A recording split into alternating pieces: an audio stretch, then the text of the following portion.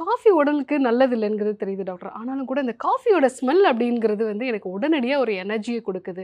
வேற ஏதாவது நான் கிரீன் டீ குடிச்சேன், இல்ல வேற ஏதாவது நான் குடிச்சேன்னா கூட எனக்கு அந்த அளவுக்கு அந்த எஃபெக்ட் கிடைக்கிறதில்ல. காஃபியோட ஸ்மெல் இருக்கிற மாரி ஏதாவது ஒரு ஆல்டர்னேட்டிவ் இருக்கா? அப்படின்னு கேட்டீங்கன்னா, நீங்க தேற்றான் கொட்டை காஃபிய வந்து பயன்படுத்தலாம். இதனுடைய இந்த ஸ்மெல் வந்து காஃபியோட ஸ்மெல் மாதிரியே இருக்கும். அதே சமயத்தில இந்த தேற்றான் கொட்டை காஃபி வந்து குடிக்கிறதுனால உடலுக்கு நிறைய நல்ல பலன்களும் உண்டு.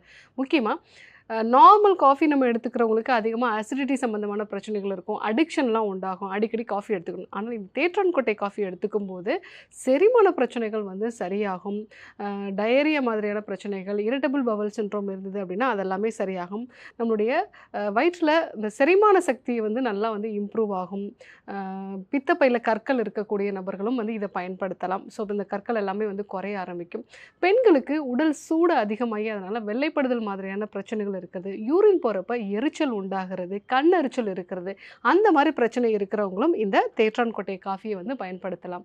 ஸோ சர்க்கரையோட அளவ வந்து கட்டுப்பாட்டுக்குள்ள கொண்டு வரதுக்கு, பார்க்கின்சன் மாதிரியான அதாவது நமக்கு ஒரு நரம்பு தளர்ச்சி உண்டாகும் இல்லைங்களா? அந்த மாரியான நோய் வராம தடுக்கிறதுக்கும், சில வகையான கேன்சர்ஸ வந்து பிரிவென்ட் பண்றதுக்கும் இந்த தேற்றான் கொட்டை காஃபிய வந்து நம்ம பயன்படுத்தலாம். ஸோ தேற்றான் கொட்டை இட்டு தேற்று மைந்தரை அப்படின்னு சொல்லுவாங்க. அதாவது உடல்ல பலமே இல்லாம இருந்துச்சு அப்படின்னா, தேற்றான் கொட்டை சேர்ந்த ஒரு லேகியமோ, இல்ல வந்து தேற்றான் கொட்டை பொடியவோ வந்து நம்ம எடுத்துக்கும்போது உடல் நல்லா பலம் பெறும்.